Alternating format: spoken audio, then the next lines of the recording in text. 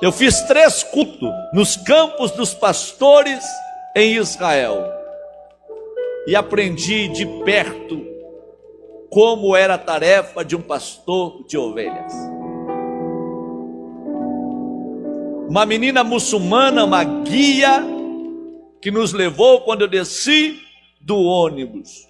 Tinha comprado no mercado árabe em Jerusalém um cajado para trazer como recordação para o Brasil. Ela veio mancando de uma perna, com uma muleta. Ela falou: pastor, vamos fazer o seguinte, eu vou deixar minha muleta que é um pouco pesada, o senhor me empresta o seu cajado, pode ser? Eu falei: sem problema. Eu dei o cajado para ela, ela saiu caminhando e nos levou para o deserto da Judéia, numa caminhada de uns 100 metros abaixo da onde o ônibus nos deixara. E ela diz: olha o deserto da Judéia, isso aqui é o deserto da Judéia, Belém em cima, o deserto embaixo. Sabe o que era ser pastor de ovelhas nos dias de Davi? Não eram as ovelhas que cuidavam do pastor, era o pastor que cuidava das ovelhas.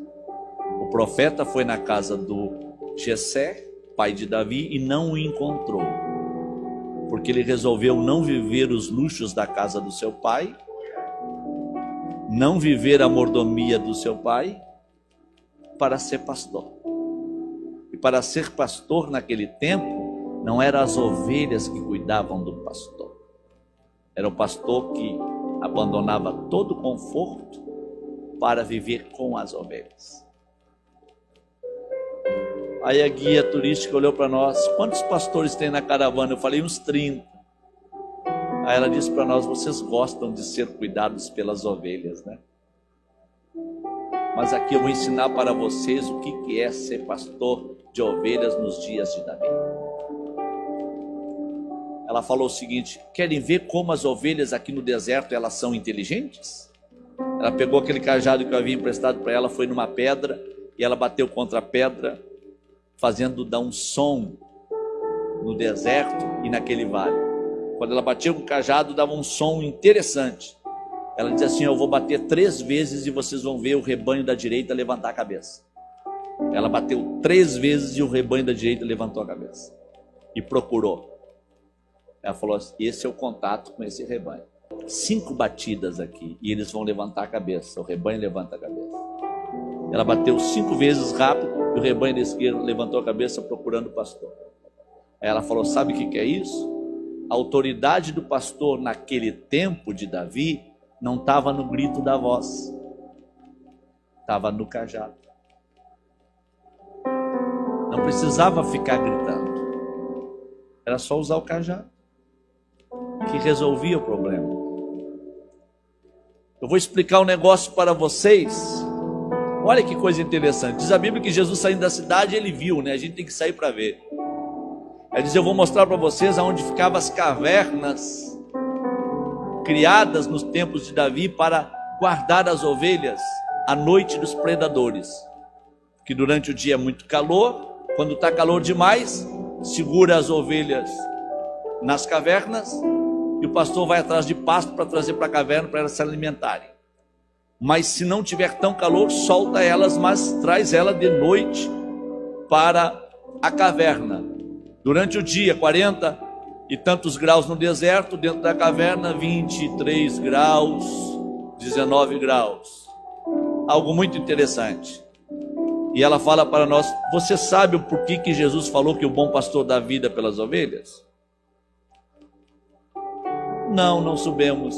E ela disse o seguinte: olha, os pastores traziam os rebanhos para dentro dessas cavernas, acendeu a luz de uma caverna bem ampla, no meio do deserto. E quando o rebanho entrava para dentro da caverna, o pastor fazia a cama dele na porta de entrada da caverna. Porque vindo o predador querendo tocar nas ovelhas, teria que passar por cima do pastor, que estava na porta de entrada da caverna, deitado.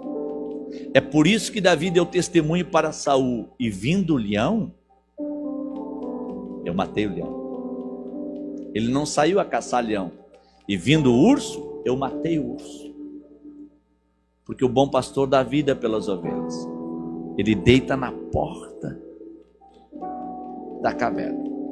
Para tocar na ovelha, tem que passar por cima do pastor,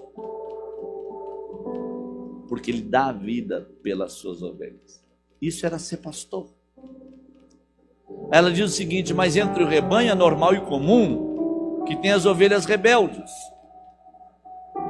Não tem das 100 ovelhas uma que se perdeu? Isso é normal, é comum. Ovelhas que saem do convívio natural. Quando uma ovelha se perde uma vez, ela é tolerada. 2 vezes, ela é suportada.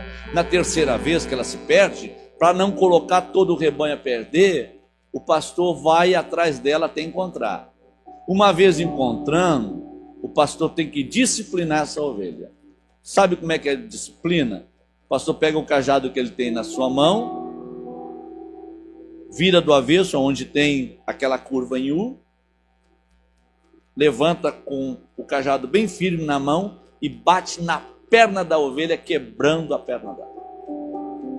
Mas uma vez ela disciplinada com a perna quebrada, o pastor não deixa ela no relento para os predadores. O pastor pega ela e coloca nos seus ombros. E durante todo o período da restauração dela, ele carrega ela nos seus ombros. Uma vez ela restaurada da perna quebrada, o pastor solta ela no chão e ela nunca mais sai do lado do pastor. Porque o pastor disciplinou, mas carregou nos ombros.